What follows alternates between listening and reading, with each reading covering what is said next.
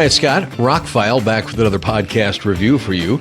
Going to talk about the 2013 film Red 2. So as I mentioned in the last podcast, I got Red 2 in a box set with Red 1. It's a new Walmart Steelbook edition that just came out. Returning stars Bruce Willis, John Malkovich, and Mary Louise Parker add Anthony Hopkins, Catherine Zeta-Jones, and Byung-Hun Lee, among others. Neil McDonough, David Thewlis, and a couple surprises return. I thought this movie was great. Red 2 was made for a little bit more money, about $84 million. The last one was made for about $60, and it made $148 million at the box office, where the last one made almost $200 million. So it didn't make quite its money back. It wasn't quite the success that the original was, but still a respectable showing. You had the same writers. You had a new director, Dean Parisot, who has directed very few movies in his career, but he did direct Galaxy Quest and the most recent Bill and Ted movie. There's some more extras on the 4K than were on the first. Not only deleted scenes, but there's about 36 minutes of documentary that's broken up into chapters. You can watch it individually or all together. And this was another one that looked and sounded great, much better than these movies have any right to. Now, this one's a little newer. It's only 11 years old, where the last one is 14 years old, but still looks amazing. A lot of practical effects, a little bit more CGI than the first. The biggest complaint that most people have is it's not as good as the first one. And I'll be the first one to say, you know what? It's probably not. But they erred on the side of the way I would want them to err. Much like the Hitman's Bodyguard's wife just did more than the Hitman's Bodyguard, Red 2 just did more than Red 1. You had a little bit less story, but you had a lot more action. And the movie is about 10 minutes longer. It's closer to 2 hours than the original. Doesn't really feel it, though. They tried to get as much out of the budget. They filmed in France, the whole thing. At the end, it says filmed on location in France.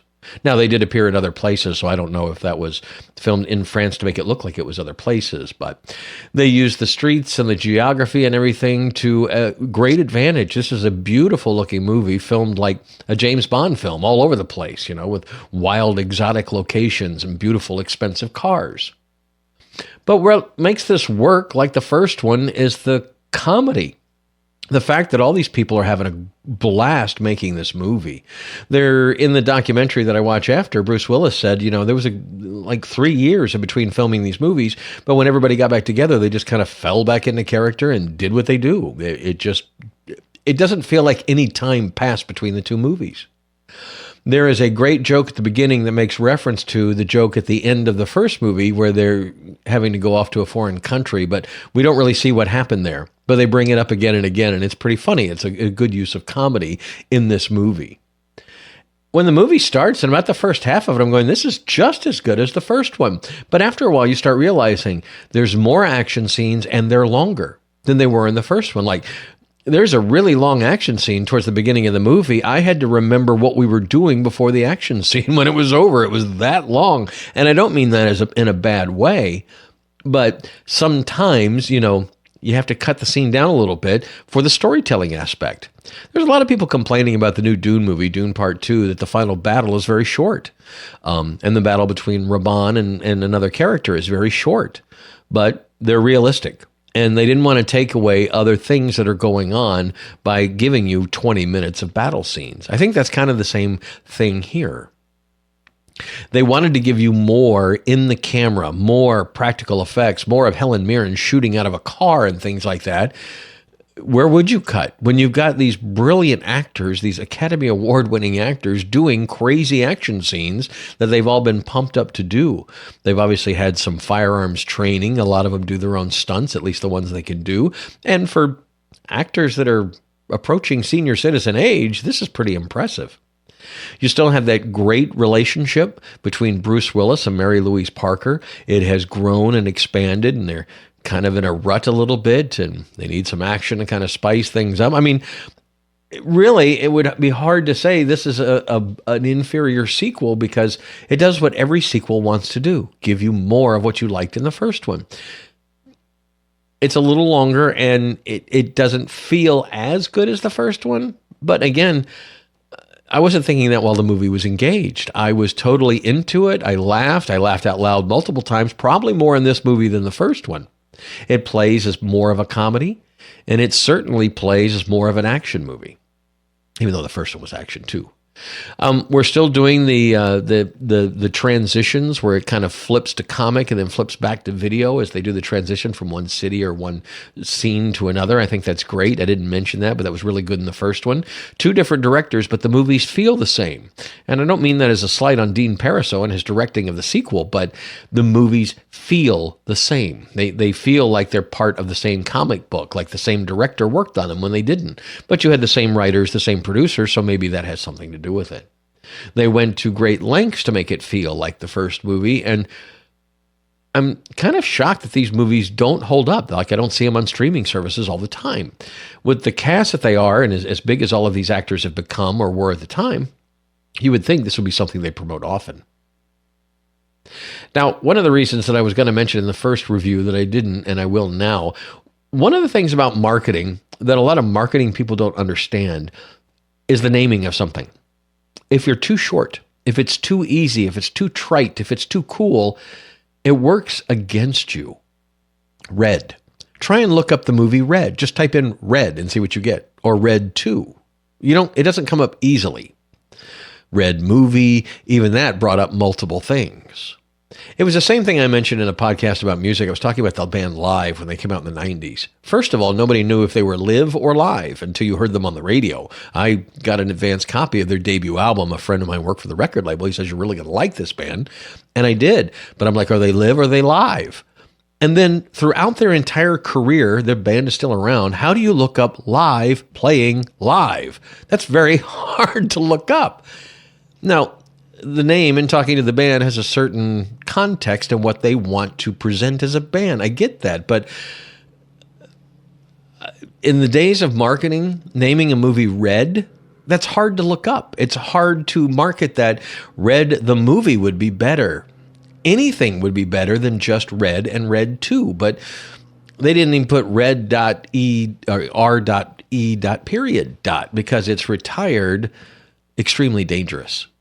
Later in the second movie, they talk about somebody who's been put on ice, and that's, I forget what it was now, but it was pretty funny. And they could have used that even. It would have made the name stand out a little more. But when I ask people, have you seen the movie Red? They go, Red. The one with Bruce Willis and all those stars? Oh, yeah, that one. It just, from a marketing name, Red is a terrible name. And I know that was the comic book, and I know that's what it's called, but it just doesn't work from a marketing standpoint. And maybe that was the problem that Red and Red 2 encountered. Hey, you going to go see that new movie Red this weekend? Red, what's it about? Red. It doesn't really tell you. John Wick, that's a good, Guardians of the Galaxy, these are good titles. Red is just a color. It doesn't really, anyway.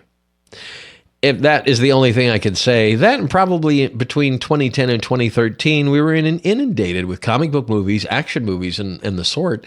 This probably got lost in the shuffle. I remember looking at some of the opening days for both of these movies, and they were up against some pretty stiff competition at the time. Big movies at the box office they had to go up against. But watching them now, 14 and 11 years later, these are a solid pair of action movies. I wish there had been a third. There was plans to make a third. I wish they had gotten that off the ground. It's very entertaining. I think just about the whole family can watch it. They're pretty violent, but it's not, to the John Wick level of violence with a lot of bullets in the head, but it is pretty violent.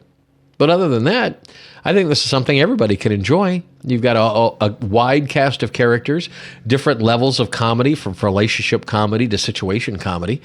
It just works. Both directors do a good job keeping the stuff crackling. I just think these should be remembered better than they are. You just don't hear anybody talking about Red or Red 2. The classics of all time? No. Movies like John Wick will stand up longer. Even The Hitman's Bodyguard, I think I like a little bit more, but really enjoyed the Red movies. Happy they're on the shelf, and we'll pull them out again when the time is right. I have a neighbor who likes to watch different movies from my movie collection. She's older. I think she would really appreciate these movies, really enjoy them, because I've kind of indoctrinated her into modern comic book movies and things like that. So, all in all, I will say this one too, the Atmos, very much like the first one, surprisingly good. A lot of the movie just sounds like a 5.1 mix, but then all of a sudden there'll be an explosion that rises above your head or a car flips over your head, and those are in the height channels totally, and it's totally believable. You're in the moment. And I love the surround sound mixes. Both movies look great on 4K. I wouldn't call them 5 out of 5, but maybe 4.5 out of 5. I mean, I didn't really find anything wrong with them. They're just not, they're not major science fiction movies with a lot of poppy colors, but there are certain things, certain specular highlights and nighttime scenes and fire and things like that really look very spectacular on a nice 4K display. So all in all, if you've never picked up these movies in 4K, get that Walmart edition if you can find one. It's 4 discs for about $35. You get both Blu-rays, both 4Ks. There's plenty of extras on there as well. It's got a slipcover. It's really nice as far as these kind of things go. Probably more than these movies deserve, but like I said in the last review, it's nice to see Bruce Willis doing good work in a good movie. He made so many straight-to-video stinkers before he stopped making movies. This is one of the good ones. This was a role I would like to see him have continued. Red 1, Red 2. Good movies. Very entertaining. Definitely worth having in your collection. I'm going to do another podcast about collecting physical media because people are getting back into it, and you should. Other than that, we've got a lot more reviews coming up, and I'm going to start doing more music reviews because I think I can put music in the actual podcast. I just uploaded some songs from earlier in my radio career, and they haven't been taken down due to copyright restrictions and things like that. So I think I can get away with doing some music reviews, and that'll be coming soon. Please check out the links below. It's how you can support this channel. I'm Scott. I'm ROCKFILE. Thanks for listening to a podcast today. Have a spectacular day.